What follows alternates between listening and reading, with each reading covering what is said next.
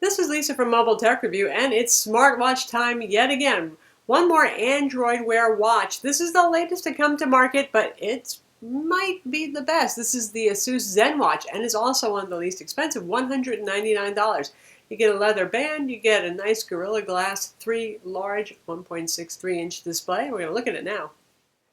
So here it is, the latest Android Wear watch. This is the Asus ZenWatch, just like it says on the pretty little box there. And this is the sleeping screen, shall we say. It has the always-on sleeping screen option, so it's pretty darn viewable. And I have it only set, by the way, on a brightness of 2 out of 5 overall. So as you can see, that's pretty bright. That's an AMOLED display. That uses less power and has very rich deep black, so it's always a good choice.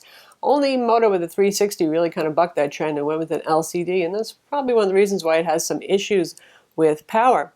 Otherwise, with our ZenWatch here, mostly what you talk about, generally speaking, with Android Wear watches is the design, because Google mandates that the UI can't be changed by the manufacturers. I guess after years of UI being mucked with endlessly by all the major manufacturers, they just wanted it to be consistent here. So, looks-wise, arguably one of the best looking watches. It's great how they keep getting better. I mean, Android Wear has been such a moving target. We went from the Moto 360, which was the first decent looking Android Wear watch, even good looking, large, yes, but classy, minimalist, all that sort of thing. And we recently reviewed the LG G Watch R, also good looking, a men's diver watch style design. So more casual than anything else, and that one had a leather band. Now this one has leather band to it. Comes with this one, says genuine leather on the inside. It's a very nice band and quick release clasp, and it's one of these easy to use kind of clasps. Now I'm almost 6 feet tall. I don't have the scrawniest wrists, so I'm a pretty slim person, and I have to use it on the smallest setting. So any ladies out there or shorter guys, you might actually have to look at a different band if the smallest one isn't going to work out for you. Anyway, good looking band, very easy to use clasp, fairly soft leather. It's comfortable, it's easy to release. I have not had it come apart by accident though. Got the Asus logo here. Good news is a standard 22mm band. So if you're into some other style band, be it metal or a sport band or something like, here's a nice fossil kind of alligatory looking band, I think would actually look pretty nice with the rose gold finish on this. You can swap out your bands pretty easily and pretty affordably. You don't have to worry about doing anything proprietary or anything like that. So you get the idea what it looks like with that watch band. Not bad, right? Asus goes with the stainless steel here, and so that's nice to have the metal body, and we have that little sandwich, as they call it, rose gold color right there. So it looks particularly good, I think, with, no surprise there, it comes with the brown watch band. It goes well with that. That said, people who put black on there, it looks fine. It looks really good with metal, too.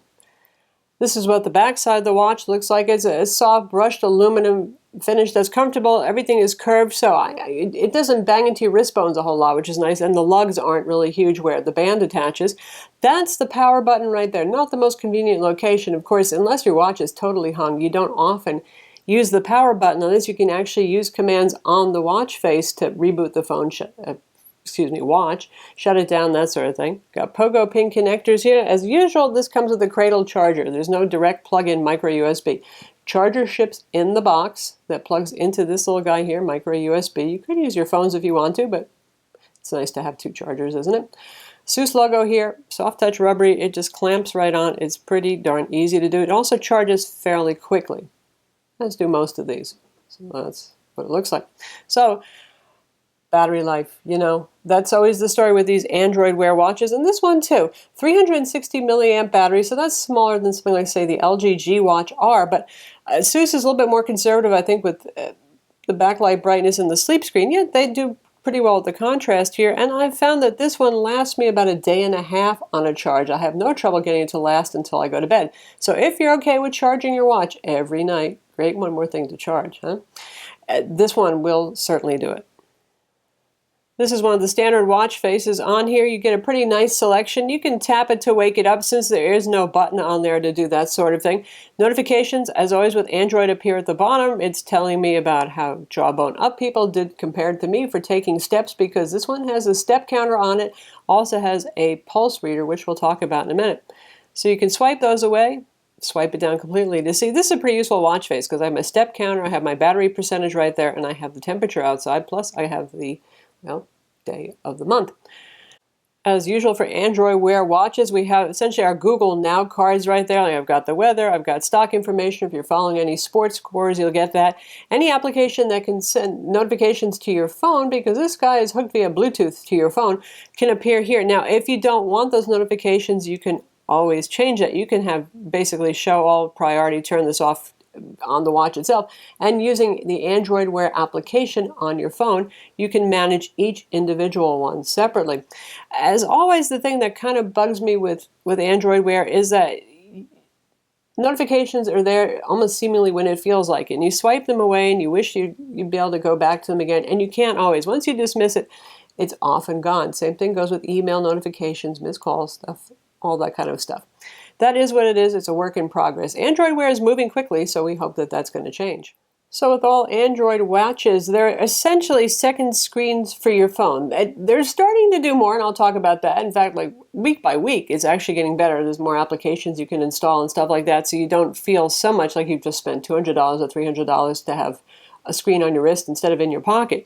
Anyway, here's Android Wear for your phone, and you can choose and customize your watch faces here, set settings on them, control what applications on the watch handle what stuff, navigate. You got Google Maps Micro on the watch. The watch does not have its own GPS. It will use the phone's GPS, and if you ask the watch, where am I now, it'll actually show you a map of, well, where you are now. So good if you kind of get lost there. You can set a timer, set an alarm.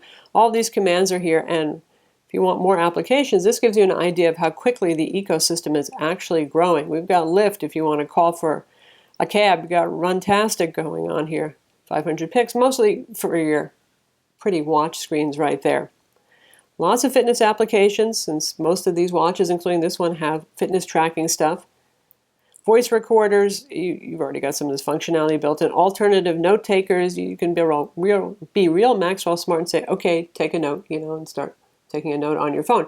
You're going to use voice for that, and we'll show you that in a minute. And again, that's like every other Android Wear watch out of there. So what's different here? Since Asus can't customize the UI, they can create their own little companion application. You can see we've got cover to mute, which is not a unique feature to the ZenWatch. Find my watch. Forgot my phone warning. If you walk away from your phone, leave it behind. Compass. Change your watch face. SOS. SOS is actually an interesting application. Just be careful you don't launch it by accident and panic a family member.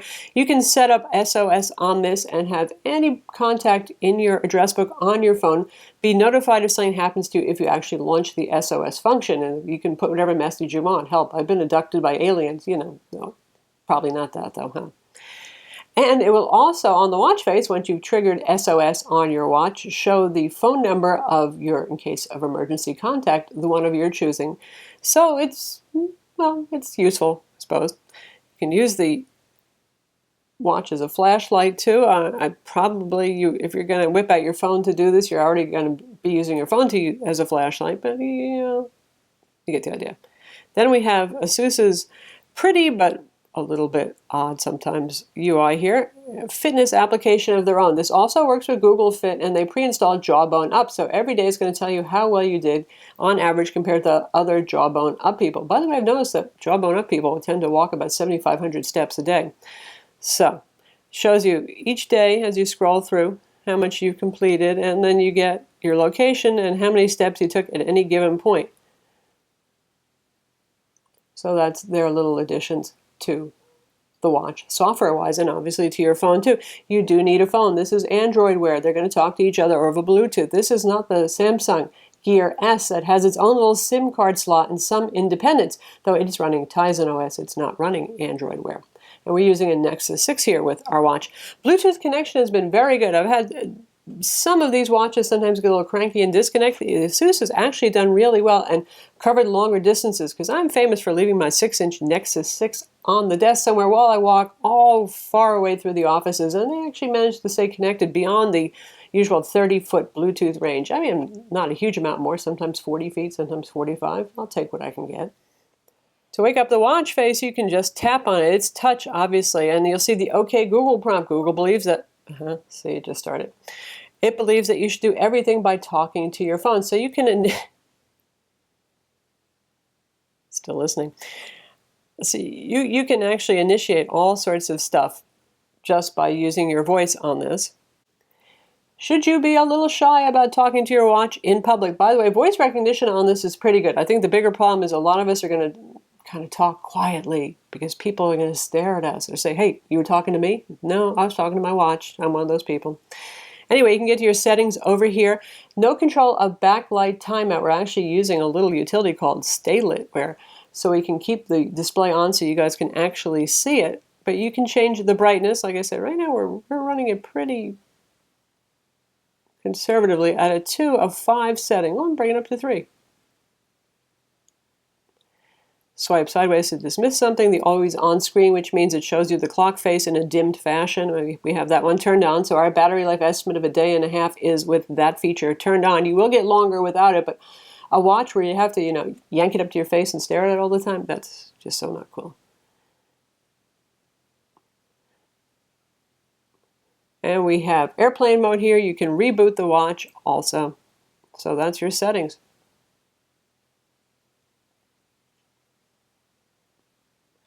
Recently used applications that you've installed will show up here. If they haven't, you'll have to go all the way to the end and choose Start, and that will show you other applications that you have installed. Again, you're going to install them on your phone, and there's a companion app that gets pushed to the watch, and they will talk to each other. That's how this works. But like I've got a calculator here, compass installed, Amazon,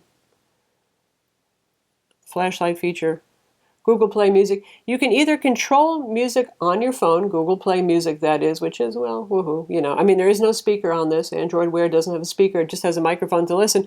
Or you can actually use Google Play Music on your phone to put music on this. This has 4 gigs of internal storage, but you have no control really over what you put on there. There's just a little checkbox hidden away in Google Play settings that says, fill my watch with music.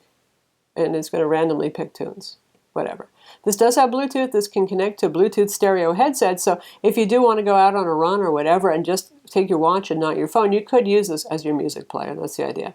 Inside, Snapdragon 400 quad-core CPU, like most but not all Android Wear watches. Again, the Moto 360 is the exception with its slower and older TIO map. 512 megs of RAM on this. Again, the 4 gigs of internal storage. It's running Android Wear 5.01 at the moment. When new updates are available, they will get pushed over the air to this. Again, using your phone as the conduit. There is no Wi-Fi on here. There is no GPS on here. Usually there isn't on these guys. So it's all the Bluetooth connection to your phone. So say your phone's far away or turned off. This will still tell the time. It will still count your steps. It can still check your heart rate. You can use it for any locally installed music playback, but all the other features like the Google Maps Micro, doing web searches, that sort of stuff, no, not so much.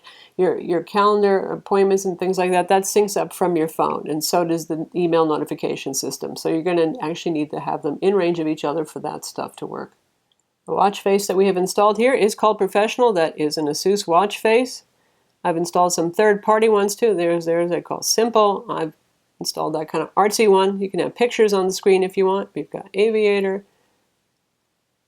There's quite a few to select from just on the watch itself, and then there's plenty more now on Google Play Store too, and a lot of them are free too, so you can choose from a lot of fairly informative watch faces. And yes, this one is square. We're all, woohoo, it's a round watch when the Moto 360 came out, also with the LG G Watch R. But Asus has gone and proved here that you can make a square watch and make it look pretty nice, doesn't it? It looks sort of like the Apple Watch is going to look. Interesting, that. Now, the watch has a heart rate monitor, and it's different. Instead of using a sensor on the underside against your wrist, which can be hit or miss, if it's not snug against your wrist but not overly tight, sometimes that can be a problem. Actually, I haven't had much problem with the ones that aren't using sensors on the underside. This one has you put 2 fingers on the side bezel, and I've been getting some really kind of all over the place results. I know some people have had better luck, and it tells you where to put your fingers. And to touch, but not touch too hard. Think happy, calm thoughts. Still thinking happy, calm thoughts. And it keeps checking, and you see what I mean? It's like a little, when it's 75, when 100, when 83. As long as you keep your fingers there, it'll keep checking for a while. That is what it is. I think that one needs a little bit of fine-tuning there. So there it is, the Asus ZenWatch 3 now with a prettier watch face on here. And it really is a very nice display and plenty bright enough to see outdoors. No ambient light sensor on this, but I've been using it 2 and 3 out of 5 brightness levels, and even here in the Texas area where we tend to have some pretty strong sun, I've been able to see it. So one of the nicest Android Wear watches yet. And given the fact that there are now some applications, games, you can call a cab, that sort of thing for this, they do become more useful just about every week. There's new apps coming out, we get Android updates, so I'm becoming more bullish on these. Still, in the end, it is a fairly, pricey second screen for your phone, but it's starting to do some more stuff. And at least this one is the least expensive at all, yet very classy, very nice looking, comfortable to wear, very good band that's easy to put on and adjust and all that sort of thing. So I like it. So that's the Asus ZenWatch 3. It's available now. Again, it's not the easiest to see in person, unfortunately. You can get it from Best Buy online and Google Play, also online. If you're looking for an Android Wear watch, I would seriously take a look at this one, because at $199 it does everything, well, that an Android Wear watch can do right now with the same specs as all the other watches. It's pretty good looking. It's easy to change the bands. Not bad. I'm Lisa from Mobile Tech Review. Be sure to visit our website for the full written review, and don't forget to subscribe to our YouTube channel.